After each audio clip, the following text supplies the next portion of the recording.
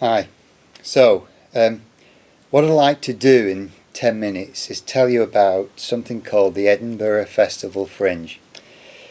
It's a place and an event that I've been going to now for more than 10 years.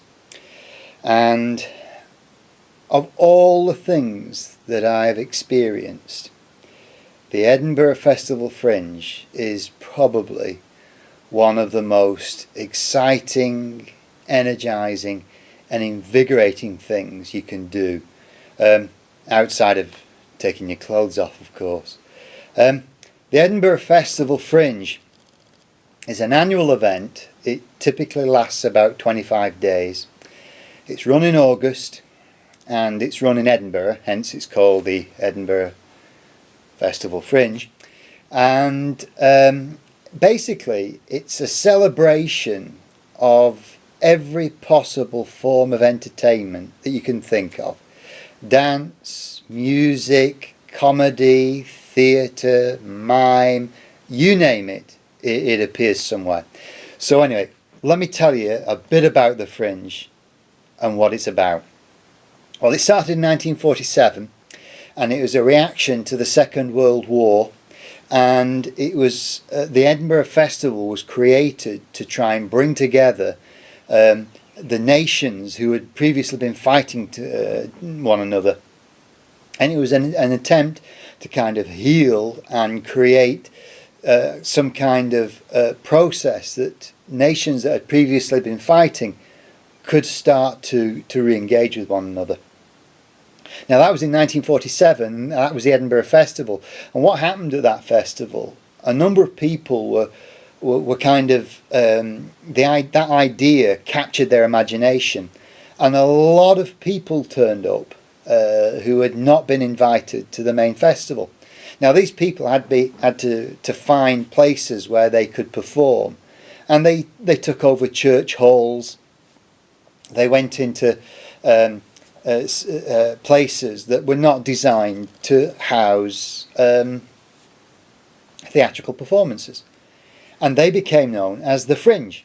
They were the fringe to the main Edinburgh Festival. Now that purpose and intention for the festival has long since, if you like, evaporated.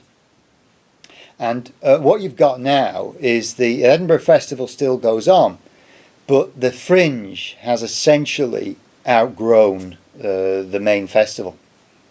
It's now a huge and massive Fringe festival that takes place. And many people go to Edinburgh just to attend the Fringe and never actually see a main festival production. I think I've only ever seen two in the 10 years I've been going. But the thing about the Fringe is, whenever you talk to people about it, I don't think they can grasp just how big it is. So let me just give you some statistics. And this is for 2009. This is last year's Fringe. And these are some numbers. The Edinburgh Fringe sold 1,859,235 tickets. That's getting towards 2 million tickets sold over 25 days. There were a total of 34,265 performances during that period. There were 2,098 different shows during the Fringe. These 2,098 shows were performed in 265 venues. And on average per day there were 1,300 different performances, and in total more than 60 countries were represented during the last Fringe Festival. Now those figures are just unbelievable. It's hard to understand, it's hard to comprehend, but I was speaking to somebody just recently about why do they go up to the Fringe, and they said it wasn't necessarily to go and see performances. They obviously did do that, but it was just the buzz and the vibe that Edinburgh gets during that period. And it's true. You go to Edinburgh during the festival, You get off the train or the bus, or you get out of your car, and the place, you can just feel it. It's electric. There's just an exciting experience waiting for you when you get there. Now, what I'd like to do with these blogs is just talk about different aspects of the Fringe. And when I go up this August, I'm going to take the camera with me, and I want to try and capture some of what the festival is like. Now, what will happen in about 10 days' time? It's the 1st of June at the moment. The Edinburgh Festival Fringe guide will be published. And the guide is like a huge brochure that lists all the performances, all the venues, all the shows that will be taking place. And literally every form of entertainment is present. There'll be contemporary, classical, modern dance. There'll be stand-up comedians. There'll be funny plays. There'll be monologues. There'll be one-man shows. There'll be serious theatre. There'll be street performance. There'll be mime. There'll be children's shows. There'll be exhibitions. You name it. It takes place. It goes on, and it occurs. And if you've never been to the Fringe Festival, I honestly think that it's one thing that everybody should do just once in their life, because it's unique. I think Edinburgh, for that period, for those 3 weeks, is probably the most exciting place on the planet. You get all sorts of things happening. You get professional, famous stars appearing there. You get brand new talent that you can see is going to make it, and it does. There are a lot of people who gave their very first professional performances on the Fringe and then went on to stardom.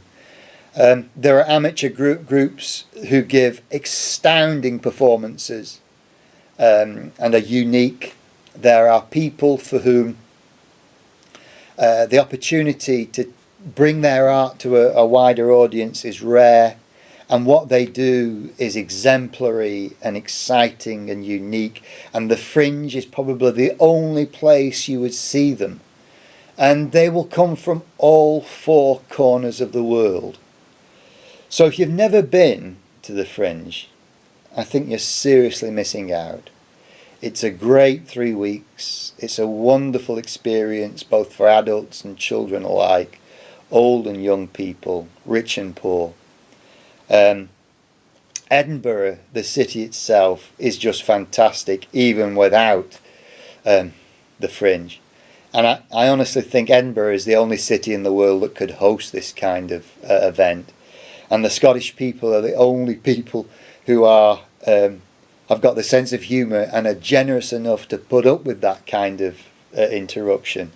And you can probably tell, I am completely and utterly sold on the Fringe.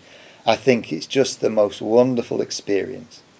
And if you've never been, if you've never experienced the Fringe, just go. Go once. Go for a weekend. Go for a couple of days. Go for a day if that's all you can do. And I can virtually guarantee you, if you go once, you'll get hooked. You'll experience it, you'll feel it, it'll get into your bloodstream, and you'll go back again and again and again. That's part 1. I love the Edinburgh Fringe, and I want to let you see what it's like. Thanks.